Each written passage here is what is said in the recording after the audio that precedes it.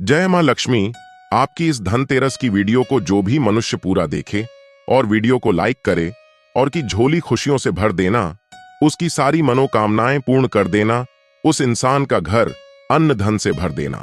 भक्तों, स्वागत है आप सभी लोगों का एक बार फिर से। आप में से कई सारे लोगों को पता नहीं होगा कि आखिर धनतेरस के दिन दिया क्यों जलाते हैं। आप में से अधिकतर लोग बोलेंगे कि लक्ष्मी माता को प्रसन्न करने के लिए दिया जलाते हैं। यह बात कुछ हद तक ठीक है, लेकिन इसके अलावा कुछ बड़े कारण है जिसके चलते हम जो है धनतेरस के दिन दिया जलाते के दिन आखिर दिया क्यों जलाते हैं, आइए इस वीडियो में जानते हैं। साथ ही साथ मैं आप लोगों को एक ऐसा गुप्त जगह में दिया जलाने का उपाय बताऊंगा, जिस जगह में अगर आप 5 दिन तक दीप जला लेते हैं तो साक्षात लक्ष्मी माता आपके घर में आ जाती है ना। चाहते हुए भी आपके सेवा भाव को देख करके लक्ष्मी माता को अगर उस जगह में 5 दिन दीप जला दे तो आना पड़ता है। आपकी कंगाली, आपकी गरीबी, आपके जीवन में चल रही परेशानी, कष्ट एवं कोर्ट कचहरी का मामला चल रहा हो, उसे भी दूर करना पड़ता है। भक्तों, इस वीडियो को ध्यान से देखना, तब आपको समझ में आएगा। देखिए, हमारे देश के अधिकांश भागों में यम के नाम पर दिया दान, दीप दान करने की परंपरा है। तो देखिए, दिवाली के 2 दिन पूर्व धनवंतरी त्रयोदशी के सायंकाल मिट्टी का कोरा दीप लेकर के आते हैं। इसमें तिल का तेल डाल करके नई रुई की बत्ती रखते हैं, या फिर आपके सामर्थ्य अनुसार, जैसे कि तिल का तेल है, या फिर फल्ली का तेल है, या फिर सरसों का तेल है, या फिर हो सके तो आप जो है गाय के शुद्ध देशी घी का दीप भी जलाते हैं। तो आप अपने सामर्थ्य अनुसार दीप जलाते हैं। लेकिन आखिर ये दीप क्यों जलाते हैं, इसके पीछे क्या कारण है, सारी जानकारी इस वीडियो में मैं आप लोगों को विस्तार से बताऊंगा। कहते हैं कि बहुत साल पहले रघुवीर नाम का एक प्रतापी राजा था। एक बार वह अपने दोस्तों, सैनिकों और अंगरक्षकों के साथ जंगल में शिकार खेलने के लिए गया। संयोग से राजा सबसे बिछड़ के अकेला रह गया और भटकते हुए एक अन्य राजा, जिसका नाम था धर्मराज के राज्य में पहुंच गया। भक्तों, कथा ध्यान से सुनना, तभी आपको समझ में आएगा। और कमेंट बॉक्स में जय मां लक्ष्मी, आपका इस दिवाली हमारे घर में स्वागत है जरूर लिखना। तो धर्मराज ने थके हारे रघुवीर का भव्य स्वागत किया। ठीक है, उसी रात धर्मराज के यहाँ पुत्र का जन्म हुआ। इसी खुशी के अवसर पर धर्मराज ने राजकीय उत्सव में सम्मिलित होने के लिए आग्रह के साथ रघुवीर को कुछ दिन तक वहां ठहरने के लिए रोक लिया। बच्चे के छठी के दिन एक विचित्र घटना घटी। भक्तों, ध्यान से सुनना। पूजा के समय एक देवी प्रकट हुई और बोली, आज इस शिशु की जो इतनी खुशी मनाई जा रही है, यह अपने विवाह के चौथे दिन मृत्यु को प्राप्त हो जाएगा। इस भविष्यवाणी से सारे राज्य में शोक और दुख छा गया। धर्मराज और उसके परिजनों पर ऐसा समझो कि वज्रपात हो गया। पहाड़ के समान जैसे दुख आ गया, सबके सब स्तंभित रह गया, चुप रह गया। इस शोक के समय रघुवीर ने राजा धर्मराज और उसके परिवार को बिल्कुल आश्वासन दिलाया और विचलित ना होने का आश्वासन दिलाया और बोला कि इस बालक की रक्षा मैं करूंगा। संसार की कोई भी शक्ति इसका बाल बांका नहीं कर सकेगी। इसकी रक्षा मैं स्वयं करूंगा। भक्तों, ध्यान से सुनना। तो रघुवीर ने यमुना के किनारे एक भूमिगत किला बनवाया और उसी के अंदर राजकुमार के पालन पोषण की व्यवस्था करवाई।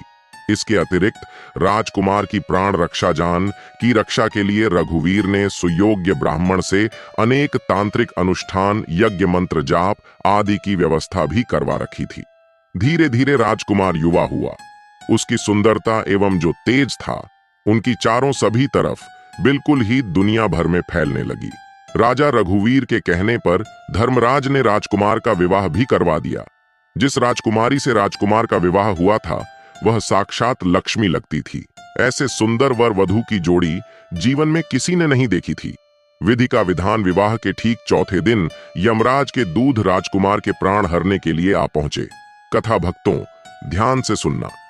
दर्शकों, अब अभी राज्य में मांगलिक समारोह ही चल रहा था कि राज्य परिवार और प्रजाजन खुशियां मनाने में मग्न थे, जश्न मनाने में मग्न थे कि राजकुमारा और राजकुमारी की छवि देख करके यमदूत भी वहां पर आए और विचलित हो उठे। किंतु तो राजकुमार के प्राण हरण का अंतिम कार्य उन्हें करना ही पड़ा।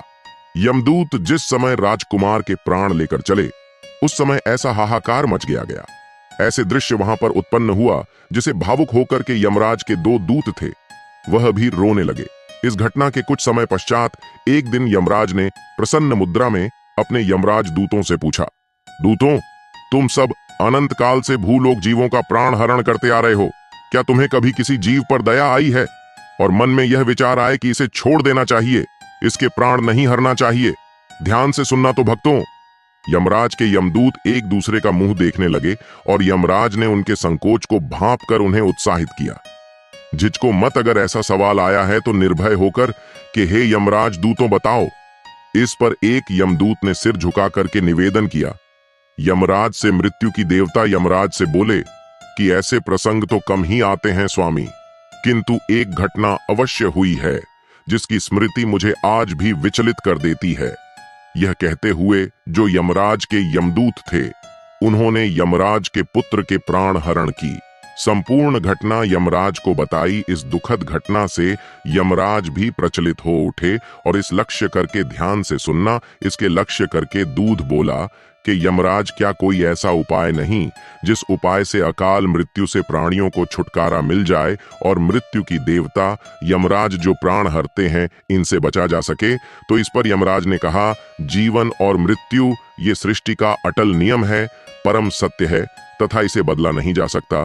किंतु यमराज ने कहा कि धनतेरस को पूरे दिन का व्रत और यमुना में स्नान कर धनवंतरी और यमराज का पूजन दर्शन अकाल मृत्यु से बचाव कर सकता है।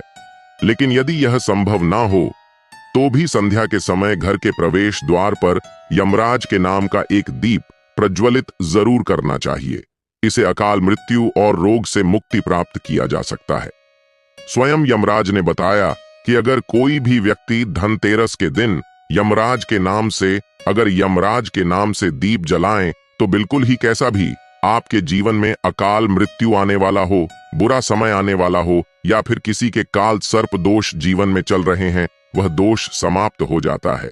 इसके पश्चात धनतेरस के दिन हो सके तो भगवान धनवंतरी जी के लिए प्रवेश द्वार पर यमराज के लिए और लक्ष्मी माता के स्वागत के लिए बिल्कुल ही दीप जलाना चाहिए। यह भी कहा जाता है, हमारे हिंदू सनातन शास्त्रों में लिखा है कि पितरों के निमित्त हेतु अगर शमशान में इस दिन दीपदान किया जाए दक्षिण दिशा की तरफ, अगर पितरों के निमित्त हेतु इस दिन दीपदान किया जाए तो आपके पितृ अगर यमलोक में किसी कारणवश भटक रहे हैं, उनकी आत्मा अगर मोक्ष नहीं पाए हैं तो दीपदान करने से उनकी आत्मा को मोक्ष की प्राप्ति होती, उन्हें प्रकाश की प्राप्ति होता है। और सभी पवित्र हिस्से में जैसे कि लक्ष्मी स्थान है, धन स्थान है, व्यापार स्थान है और वाहन स्थान है, बहुत सारे हमारे घरों में ऐसे स्थान होते हैं, तो सभी स्थान में इस दिन पवित्र दीप जरूर जलाना चाहिए लक्ष्मी माता का। इस दिन वरदान भी एक कथा के अनुसार लक्ष्मी माता ने स्वयं कही है कि जिस घर में अगर धनतेरस के दिन 13 दीप जलाते हैं, 13 दीप ही आपको जलाना है। धनतेरस के दिन 13 दीप जलाते हैं तो ऐसे घर में मैं विवश होकर के स्वयं साल भर निवास करती हूँ और ऐसे घर को धन धान्य से परिपूर्ण बना देती हूँ। और अगर वह मनुष्य फिर आने वाले धनतेरस के दिन 13 दीप जला दे तो मैं फिर उसके घर में रह जाती हूँ। यह माँ लक्ष्मी में स्वयं कहा है। अर्थात अगर आप आजीवन लक्ष्मी माता को प्रसन्न करना चाहते हैं, आप चाहते हैं कि लक्ष्मी माता आपके घर से ना जाए, आपके घर में धन दौलत सुख संपत्ति एवं यश कीर्ति की प्राप्ति हो, तो आप अपने घर में धनतेरस के दिन दीप जरूर जलाए। चाहे आप सनातन धर्म से जुड़े हों, चाहे आप सनातन धर्म को नहीं मानते हो, एक बार यह कार्य करके जरूर देखना, आपका घर धन दौलत से जगमगा उठेगा। लक्ष्मी माता की कृपा से आपके घर में धन दौलत खूब आएगा। कभी कभी आपने देखा होगा ऐसे लोग होते हैं जिनके घर में अथाह धन दौलत होते हैं, लेकिन ऐसे मनुष्य को सुख एवं शांति प्राप्त नहीं होता। ऐसे मनुष्य के मन जो रहता है बिल्कुल ही में जैसे हम पागल बोल सकते हैं, एक प्रकार के बोल सकते हैं कि दिन भर ऐसे मनुष्य कोमा में चले गए हो। फिर ऐसे मनुष्य बोल सकते हैं पागल हो गए हो, उन्हें सुख चैन मिल रहा है। तो ऐसे मनुष्य भी इस दिन उनके नाम से भी आप जो है 13 दीप दान कर देते हैं, आप नदी में 13 दीप बहा देते हैं, तो उनका जो मानसिक संतुलन बिगड़ चुके वह बिल्कुल ठीक हो जाता है। और हो सके तो इस दिन धनतेरस के दिन हमारे हिंदू सनातन धर्मशास्त्र में लिखा है अगर कोई भी मनुष्य धनतेरस के दिन पीपल के वृक्ष, गुलर के वृक्ष और बेल के वृक्ष, ये जो 3 मैं वृक्ष बता रहा हूं, इसे देव वृक्ष बोला जाता है, इनके नीचे दीप जला देता है तो उसके सारे दुख और कष्ट मिट जाते हैं और माँ लक्ष्मी उस घर में वास करती है। और आप जो है गुलर पेड़ के नीचे में या फिर आप जो है बेल के वृक्ष के नीचे में दीप जरूर जलाए। हमारे हिंदू सनातन धर्म शास्त्रों में लिखा है, जो मनुष्य बेल के नीचे में संध्या काल में दीप जलाते हैं, धनतेरस से लेकर के आपको भाई दूज तक 5 दिन जलाना होता है। 5 दिन नहीं, आपके समर्थ नहीं है तो आप जो है 3 दिन जरूर जलाएं। अगर कोई मनुष्य शाम के समय में 3 दिन अगर बेल वृक्ष के नीचे में धनतेरस और अमावस्या अर्थात दिवाली, तो 3 दिन अगर दीप जला लेते हैं तो लक्ष्मी माता ने स्वयं क्या, क्योंकि जड़ में समस्त तीर्थ निवास करते हैं, बेल के माता कात्यायनी इनके पत्ते में निवास करती है और इनके मूल भाग में भगवान ब्रह्म जी निवास करते हैं। इसके मध्य भाग में भगवान विष्णु तथा पेड़ के संपूर्ण हिस्से में भगवान शिव निवास करते हैं। बेल के वृक्ष माता पार्वती और लक्ष्मी माता के स्वरूप कहे गए हैं और ये साक्षात भगवान शिव को इनके पत्ते चढ़ते हैं, समस्त देवी देवताओं को चढ़ते हैं।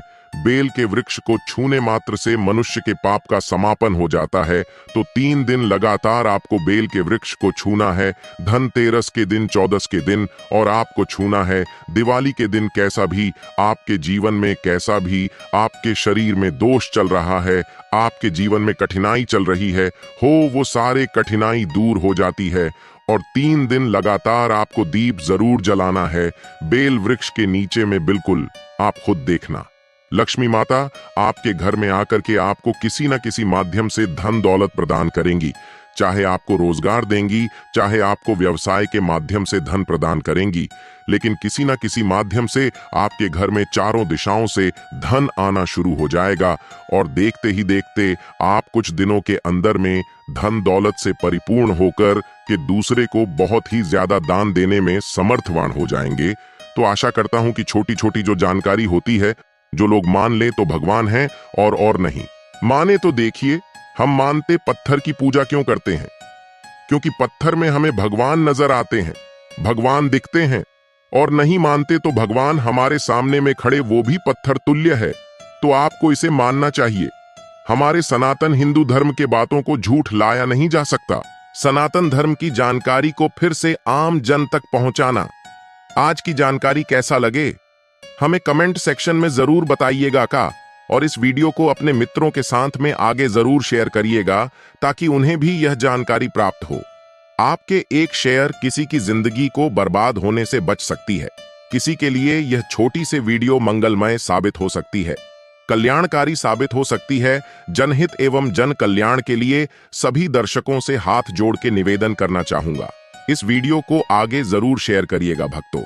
अगर इस दीपावली आप मां लक्ष्मी जी को अपने घर बुलाना चाहते हैं तो कमेंट बॉक्स में जरूर लिखें, जय मां लक्ष्मी, आपका इस दीपावली हमारे घर में स्वागत है।